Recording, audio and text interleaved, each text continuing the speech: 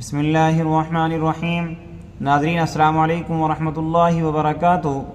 ناظرین، آج پھر آپ حضرات کے سامنے قاری حنیف صاحب رحمۃ اللہ علیہ کا بیان لے کر حاضر ہوئے ہیں، جس کا عنوان ہے نوجوان لڑکا اور لڑکی کے پیار کا واقعہ۔ دوستو، بہت ہی خوبصورت بیان ہے، آپ حضرات بیان کو دھیان سے سننا۔ لیجئے، پیش خدمت ہے قاری حنیف صاحب رحمۃ اللہ علیہ کا بیان۔ کیونکہ ارشاد فرمایا مدنی کریم صلی اللہ تعالی علیہ وسلم نے، او لوگوں تمہیں معلوم نہیں دنیا کا نظام اتنا غلط ہو جائے گا، معاشرہ اتنا بگڑ جائے گا، قوم اتنی تباہ ہو جائے گی۔ صبح کو آدمی اچھا بھلا مومن ہوگا، مسلمان ہوگا، شام کو موت آئی تو جنازہ کافر کا اٹھ رہا ہوگا۔ ارشاد فرمایا مدنی کریم صلی اللہ تعالی علیہ وسلم نے، او لوگوں میری امت پہ ایک وقت ایسا آئے گا، میری امت اتنی بگڑ جائے گی، انہیں کسی چیز کی پہچان بھی نہیں رہے گی، شناخت بھی نہیں رہے گی، یوں ہی بکواس کرتے مر جائیں گے۔ ارشاد فرمایا محمد عربی صلی اللہ تعالی علیہ وسلم نے، او لوگوں کئی مرتبہ ایسا ہوتا ہے ایک آدمی کوٹھی بناتا ہے، بنگلہ بناتا ہے، لیکن اس کو یہ پتہ بھی نہیں ہوتا روپیہ میرا لگنا ہے، بنوانا میرے ذمے ہے، ایک رات کا بسیرا بھی مجھے اس مکان میں نصیب نہیں۔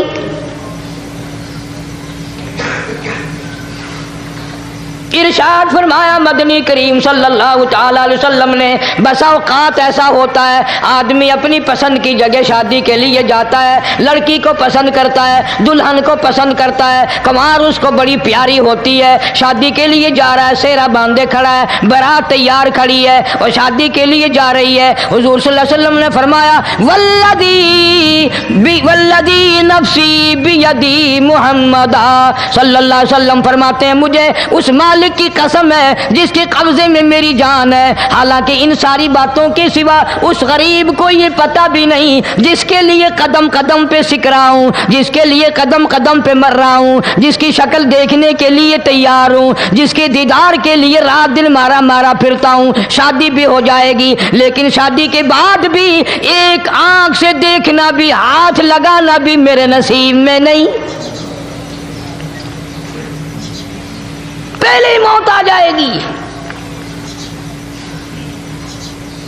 کتنے سالوں کی بات ہے، وہاں لاہور راوی روڈ پہ میں ٹھہرا ہوا تھا، برابر کی ایک کوٹھی میں شادی تھی، فیصل آباد برات گئی شادی کے لیے، بڑی دھوم دھام، بڑا گانا بجانا، کھانا پکانا، انتظار ہو رہا ہے واپسی کا، دلہن آئے گی، یہاں سامان رکھیں گے، یہاں جہیز رکھا جائے گا، یہاں کھانا پینا ہوگا، بڑی شدت سے انتظار ہے، بڑا انتظار ہے، شوق ہے، ناچنا گانا کود ناچ ہو رہا ہے سب کچھ۔ شام کے 6 بجے بجائے دلہن آنے کے، بجائے جہیز آنے کے، بجائے زیور آنے کے، گھر کے بمیں دلہا، بمیں دلہن، بمیں بھائی ماں باپ 11 آدمیوں کی چھیچڑے اور بوٹیاں بن کر آ گئی۔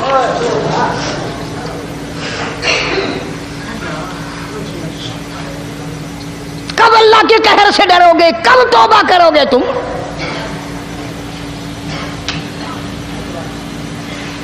پچھلے سال اس رات میں ہزاروں لاکھوں دنیا پہ تھے، آج قبروں میں پڑے ہیں، نہ جانے اگلے سال میرا تیرا کیا حال ہوگا۔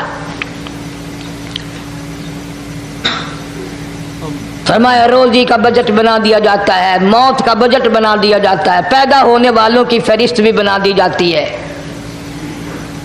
فیہا یفرق کل امر حکیم امرا من عندنا انا کننا مرسلین۔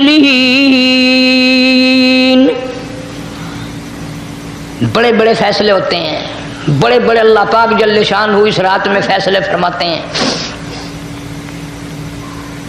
جب فیصلے اس نے کرنے ہیں تو ہمیں اس کے اور قریب ہو جانا چاہیے، اور اس کے نزدیک ہونا جانا چاہیے، اور اس سے معافی مانگنی چاہیے، اور اس کے قریب ہو کر اس سے لپٹ جانا چاہیے تاکہ ہمیں زیادہ سے زیادہ ملے۔ ایک حدیث پاک میرے ذہن میں آئی ہوئی ہے، مختلف روایتوں سے 3 صحابہ سے روایت ہے، حضرت علی رضی اللہ تعالی عنہ अम्मा आयशा सिद्दीक़ा रज़ी अल्लाह ताला अन्हा, हज़रत अबू मूसा अशरी रज़ी अल्लाह ताला अन्हु, मुख्तलिफ तरीक़ों से मुख्तलिफ लफ्ज़ों से 3 सहाबा से ये रिवायत है। जनाब आयशा सिद्दीक़ा रज़ी अल्लाह ताला अन्हा फरमाती हैं, मैं सोई हुई थी, नबी पाक सल्लल्लाहु अलैहि वसल्लम मेरे साथ ही सोए हुए थे, अचानक चुपके से उठे, आहिस्ता से दरवाज़ा खोला, बाहर तशरीफ़ ले गए। मेरे दिल में आया आज बारी तो मेरी थी, पता नहीं किसी और बीवी के यहाँ चुपके से तशरीफ़ ले गए। मैं बाहर निकली, मैंने देखा दूर जा तशरीफ़ ले जा रहे हैं, मैं भी पीछे पीछे होली। रात का वक़्त था, काली कमली वाला सल्लल्लाहु अलैहि वसल्लम सीधे जन्नतुल बकी के कब्रिस्तान में तशरीफ़ ले गए। हज़रत आयशा फरमाती हैं रज़ी अल्लाह ताला अन्हा, जैसे ही मोहम्मद करीम सल्लल्लाहु अलैहि वसल्लम ने रहमत वाली झोली फैलाई, हाथ फैलाए और उम्मत के लिए दुआ मांगनी शुरू फरमाई, फरमाया मैं भी पीछे खड़ी होकर हाथ फैलाकर दुआ मांगती रही, आहिस्ता आहिस्ता आमीन कहती रही। इतनी लंबी दुआ मांगी, इतनी लंबी दुआ मांगी, हमारी अम्मा कहती हैं कि मेरे हाथ दुख गए, मैंने 3 मरतबा हाथ छोड़े और 3 मरतबा हाथ दुआ के लिए उठाए। अल्लाहु अकबर, सुभान अल्लाह, सुभान। कितना मांगा उम्मत के लिए इस रात में। यही रात थी शाबान की 15वीं रात। फरमाती हैं जब वापस होने लगे, चूंकि मैं लड़की थी, मैंने दौड़ लगाई तो मैं अपने हुजरे में सरकार दो आलम सल्लल्लाहु अलैहि वसल्लम से पहले ही पहुंच गई। फिर आप तशरीफ ले आए तो मुझे फरमाने लगे तेरा सांस क्यों चढ़ गया, ये तो तुझे सांस ऐसे चढ़ा हुआ जैसे कहीं से दौड़ के आई हो। फरमाती हमारी अम्मा तैयबा ताहरा रज़ी अल्लाह ताला अन्हा, फरमाने लगी आका आपकी दुआ में मैं भी तो शरीक थी, आप जो वहाँ दुआएं मांग रहे थे मगफिरत की, बख्शिश की, तो मैं भी तो शरीक थी, मैं भी आहिस्ता आहिस्ता आमीन कह रही थी, फिर आपसे पहले दौड़ कर मैं घर में आ गई। अब अगली बात असल में जिक्र करना चाहता था मैं कि ये है वो रिवायत 3 सहाबा से, 1 सहाबिया से, 2 सहाबा से।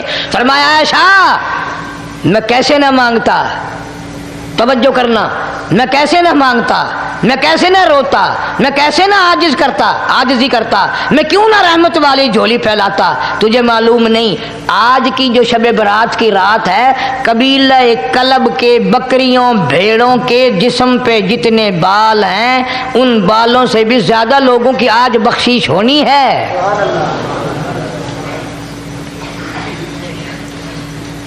जिस कबीले का मोहम्मद अरबी सल्लल्लाहु अलैहि वसल्लम ने नाम लिया, उनका अज्जड़, उनका रेवड़, उनका गल्ला 10 मील में बैठता था। इतनी बख्शिश, इतनी आम बख्शिश। बावजू बैठे हो, मस्जिद में बैठे हो, यकीन कहता है, दिल कहता है कि हमारा नंबर भी आ गया होगा। जब इतने कोई बाल थोड़े होते हैं बकरी के जिस्म पे, भेड़ के जिस्म पे। लेकिन जब हजरत आयशा को मुस्कुराते देखा और ज़्यादा रज़ी अल्लाह ताला अन्हा खुश होते देखा, मदनी करीम सल्लल्लाहु अलैहि वसल्लम ने फरमाया आयशा मेरी सारी उम्मत इसी तरीके से बख्श दी जाएगी, हर साल माफ़ी मिलती रहेगी, हर साल बख्शिश होती रहेगी, मगर 3 आदमियों की निजात इस रात में भी नहीं होगी।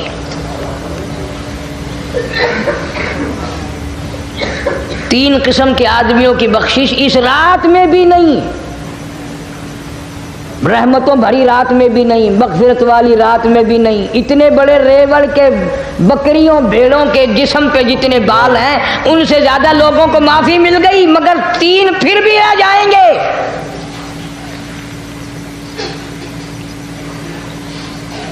कितना बुरा होगा। इतनी रहमत की बारिश बरसे, रहमत का दरिया बह गया हो, समंदर ठाठे मार गया हो और फिर कोई रह जाए।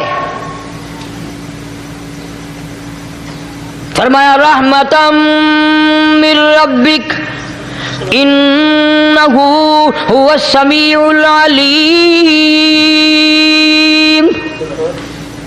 मैं रब की रहमत बरस रही है, मैं रब की रहमत की बारिश हो रही है। झोलियां फैलाओ, चादरें बिछाकर गठड़ियां बना लो, यकीन की दौलत अपनाओ। इन्नहु हुवस समीउल अलीम। पर یقین دیکھوں گا ان کا اسباب پہ کتنا یقین ہے، مجھ خدا پہ کتنا یقین ہے. میں ان کو اچھی طرح سے دیکھوں گا. 3 آدمیوں کی پھر بھی نجات نہیں. سب سے پہلا کون؟ فرمایا الا من اشرک باللہ،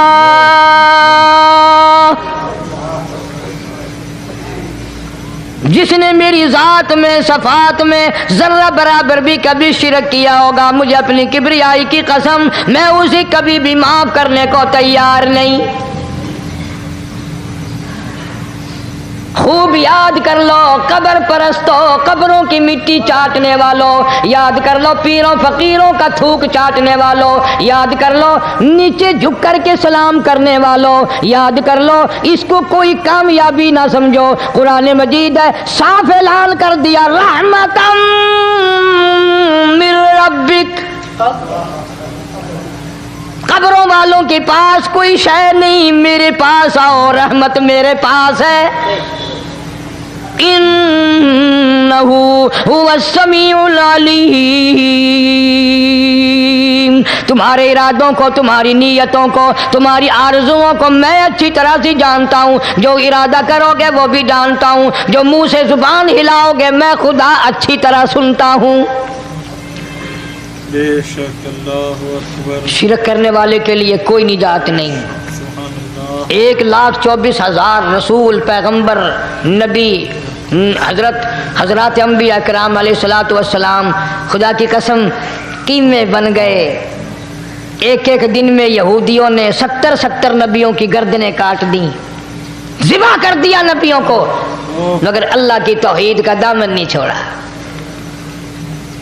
خداوند کریم کی توحید پرستی کی. فرمایا الا من اشرک باللہ، شرک کرنے والے کی کوئی نجات نہیں. ان الشرک لظلم عظیم.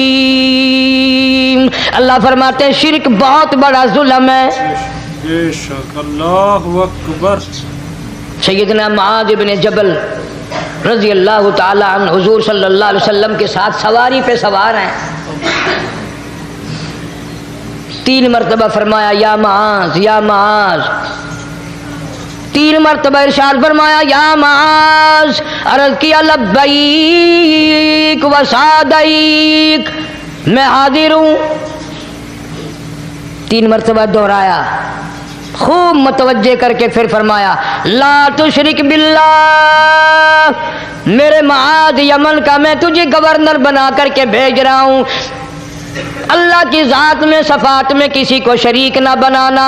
ان قتلتا او حرقتا، چاہے تجھے جلا دیا جائے یا قتل کر دیا جائے، شرک کرنے کی ہرگز اجازت نہیں.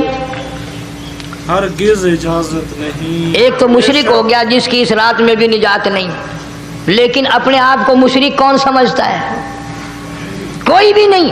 جتنا شرک کرنے والا وہ تو کہتا ہے سب سے زیادہ عبادت گزار میں ہوں. فلاں بزرگ کی قبر پہ میں گیا چڑھاوا چڑھانے، اور فلاں کی قبر پہ میں سلام بھرنے گیا. میرے جیسا خوش نصیب کوئی آدمی ہے؟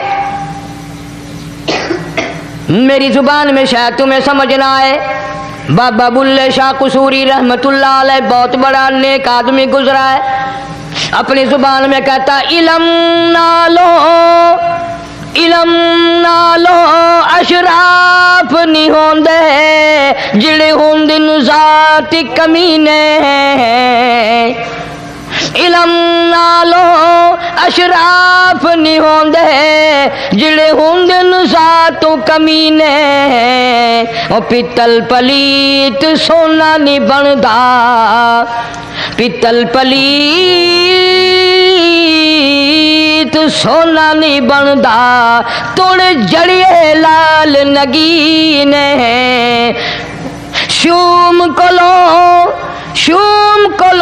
خیرات نہیں ملدی، تڑے ہوون مال خزینے بلے شاہ بن توحید جنت نہیں ملدی توڑے مریے شہر مدینے بلے شاہ بن توحید جنت نہیں ملدی توڑے مریے شہر مدینے بابا بلے شاہ نے فیصلہ کر دیتا جڑا بندہ شرک کردا ہے جڑا بندہ بدعت دی لعنت دے اندر گرفتار ہے وہ پاویں مدینے مرے جنت دا حقدار کوئی نہیں. اب ایک لفظ سے ہی چلے گئے نا کروڑوں لاکھوں کہ شرک کی کرنے والے کی نجات نہیں. کوئی لکڑی کے ساتھ شرک کرتا ہے کوئی پتھر کے ساتھ شرک کرتا ہے کوئی درخت کے ساتھ شرک کرتا ہے. سینکڑوں قسمیں ہیں شرک کی. اور ایک اور بتاؤں شرک وہی کرے گا جس کی سمجھ میں خدا نہ آیا جس کو لا الہ الا اللہ محمد الرسول اللہ صلی اللہ علیہ وسلم سمجھ میں آ گیا پھر اسے شرک کرنے کی کبھی نوبت آئی ہی نہیں. یہاں تمہارے اس ملتان شہر میں ہزارہ سال پہلے کی بات راجہ دیوان کی حکومت ہے. تاجر لوگ مسلمان آئے ملتان میں کاروبار کیا اچھا کاروبار دکھایا بے ایمانی نہیں کی ہیرا پھیری نہیں کی ٹھگی نہیں ماری. راجہ بے دیوان کا بیٹا مسلمان ہو گیا لا الہ الا اللہ محمد رسول اللہ کلمہ پڑھ کر. راجہ کو بڑا دکھ ہوا کہ اسلام میرے گھر میں آ گھسا ایمان قرآن میرے گھر میں آ گیا. اس نے بڑے بڑے شہروں سے بڑے بڑے ہندو بلائے بڑے بڑے پنڈت بلائے سادھو بلائے جوگی بلائے سمجھاؤ مسئلہ ہو گیا. لیکن یاد رکھو جس کے دل میں لا الہ الا اللہ محمد الرسول اللہ اتر گیا ہو نکالنے والی تو پوری دنیا میں کوئی طاقت ہے نہیں نا.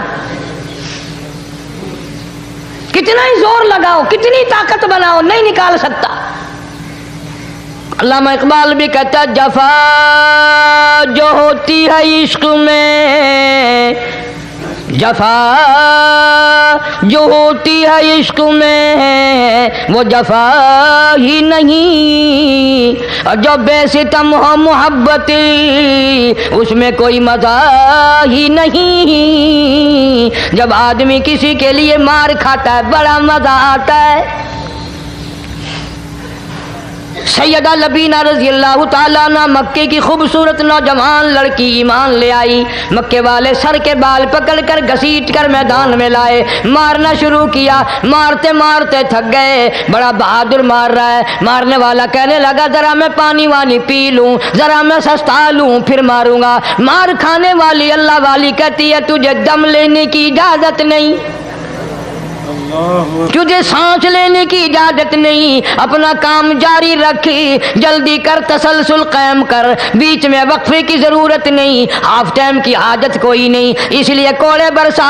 کسی نے کہا لبینہ تو بھی پانی وانی پی لے یہ تجھے پھر مارے گا. کہنے لگی مجھے پانی کی حاجت نہیں مجھے کھانے پینے کی ضرورت نہیں میرا مزہ کرکرا ہو گیا میرا نشہ ٹوٹ گیا میری عادت خراب ہو گئی میرا تمام لطف ختم ہو گیا میرا ذائقہ خراب ہو گیا. اس کا کوڑا میرے سر پہ پڑتا تھا مجھے آسمان سے آواز آتی تھی لبینہ غم نہ کر ہم بہشت کے دروازے پہ تیرا انتظار کر رہے ہیں.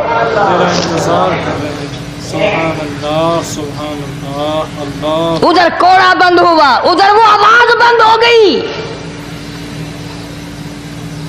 میرا لطف ختم ہو گیا. ختم ہو گیا. کیسے لوگ تھے کس طرح سے محمد عربی صلی اللہ علیہ وسلم نے ان کو رنگ دیا تھا توحید کی دولت سے مالا مال کر دیا تھا. بے شک تو فرمایا پہلا اس دریائے کرم سے بھی ٹھاٹھے مارتے ہوئے رحمتوں والے سمندر سے بھی محروم وہ رہے گا جو شرک کرتا ہے. دوسرا اس کو تو آپ لوگ اور میں گناہ ہی نہیں مانتے. یہ جتنے گناہ اس رات میں پیچھے رکھنے والے ہیں وہ ہیں ہی ایسے ان کو لوگ گناہ بھی نہیں سمجھتے. دوسرا کون ہے حضور صلی اللہ علیہ وسلم فرماتے ہیں ماں باپ کا نافرمان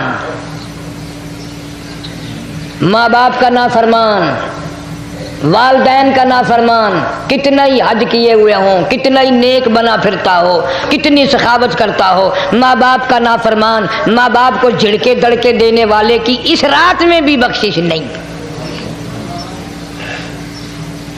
بتاؤ ہم کب گناہ سمجھتے ہیں ماں کی بات کا جھڑکا دینے کے لیے؟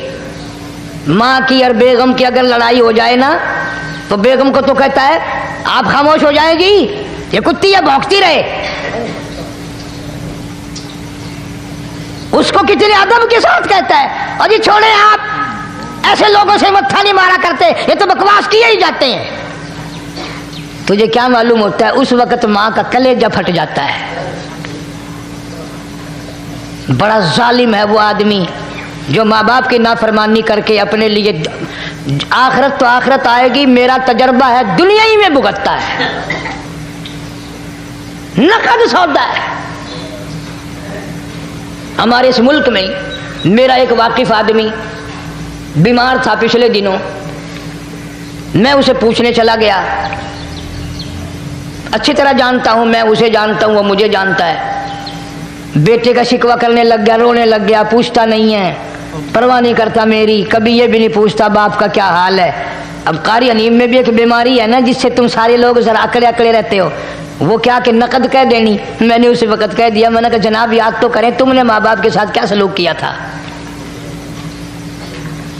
ذرا یاد تو کر۔ میں نے کہا چپ ہو گیا، لگا یہاں کئی مرتبہ ایسا ہوتا ہے اس ہاتھ لے اس ہاتھ دے، یہاں سودا دست بدستی ہے، کبھی کبھی نقد سودا ہوتا ہے۔ ادھر ماں باپ کا کلیجہ دکھا، ادھر زمین پیڑیاں رگڑ رگڑ کے مرنا پڑے گا۔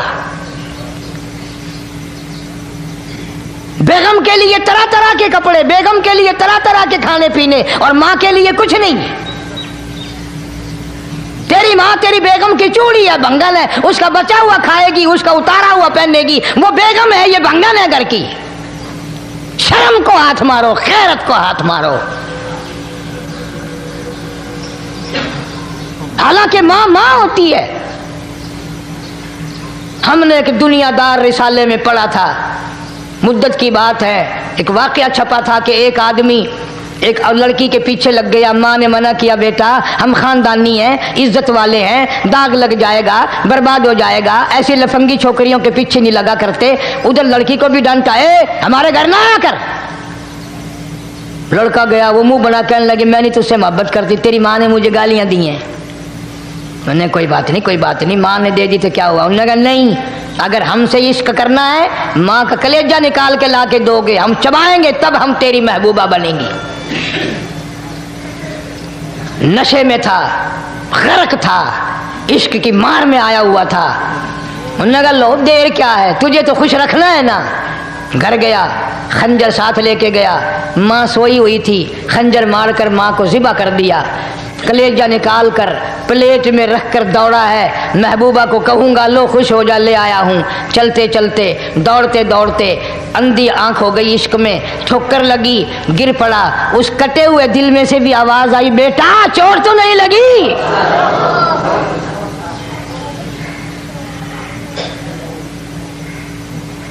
تمہیں کیا معلوم ہے کہ ماں کیا چیز ہوتی ہے؟ یہ ان سے پوچھو جن کی ماں نہیں ہے۔ کائنات یہ ہے، جہان یہ ہے، سب کچھ دولت ماں باپ ہے۔ تمہارے یہاں فالتو ہوں گے، ہمارے یہاں تو نہیں ہے۔ تو فرمایا دوسرا بخشش سے رہنے والا ماں باپ کا نافرمان۔ وقت بھی ختم ہو رہا ہے، اس لیے تم کہو گے کہ پھر یہ 1.5 مہینے کے لیے انگلینڈ چلا گیا، وہ بھی میں چلو مختصر صحیح بتا ہی دوں۔ تیسرا آدمی جو اس کرم والی رات میں، بخشش والی رات میں بھی قبیلہ کلب کے بھیڑ بکریوں کے بالوں کی گنتی سے زیادہ لوگوں کو جس دن معافی مل رہی ہے، یہ اس دن بھی پھنسے رہ جائیں گے۔ تیسرا آدمی ہے حسد کرنے والا، بغض کرنے والا، دل میں عداوت رکھنے والا۔ تمہیں سمجھ نہیں آئے گی ابھی۔ وہ یوں ہی ہے کہ کسی کے یہاں بیٹا پیدا ہوا، تمہیں اطلاع ہوئی، انہوں نے کہا ہاں جی ان کے یہاں تو روزانہ ہی پیدا ہوتے ہیں، آگے تھوڑے ہیں۔ لے تیرے گھروں کی گیا، تو راضی ہو جا میں تو تاں کی ہے، ناراض ہوئے تو تاں کی ہے۔ فلانا آدمی اچھا کھانے پینے والا بن گیا، ہاں جی رب بھی بس رجتوں کو رجاتا ہے، خالیوں کو خالی کرتا ہے اور بھرتوں کو بھرتا ہے۔ اور رب ہے یہ تیرے دروازے کا چوکیدار ہے، رب کی ذات پر اعتراض کرتا ہے۔ اور بلکہ علماء نے لکھا ہے کہ حسد کرنے والے آدمی کو توبہ کی توفیق نہیں ہوتی، وہ گلے بالن دی طرح بس سڑدا ہی رہندا ہے، سڑدا ہی رہندا ہے، سڑدا ہی رہندا ہے، تو اس کی بھی نجات نہیں ہے۔ بعض علماء کرام نے 10 آدمی لکھے، عام طور پر تینوں حدیثوں میں ان 3 آدمیوں کا خاص طور سے ذکر ہے جن کا میں نے ذکر کر دیا، شرک کرنے والا، ماں باپ کا نافرمان، اور دل میں عداوت بغض رکھنے والا۔ پھر سمجھ لو، نہیں سمجھو گے نا دین کے بارے میں بولے بڑے رہتے ہو۔ سامنے آدمی آیا، رانا صاحب السلام علیکم، خیریت ہے، خوش ہو، مزاج اچھے، کاروبار ٹھیک ہے، بال بچہ اچھا ہے، دھندا ٹھیک ٹھاک ہو رہا ہے، پرے کو گیا نا بڑا بے ایمان ہے۔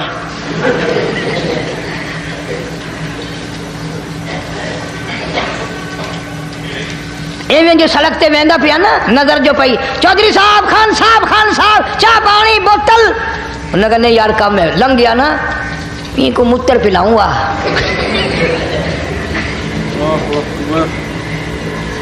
سارا کچھ چھوڑ دو، تباہی ہے، پلے کچھ نہیں پہنا، یوں ہی خام خواہ اپنے آپ کو برباد کرنا ہے، برباد کر رہے ہیں۔ بالکل فرمایا رب السماوات والارض وما بینہما ان کنتم موقنین،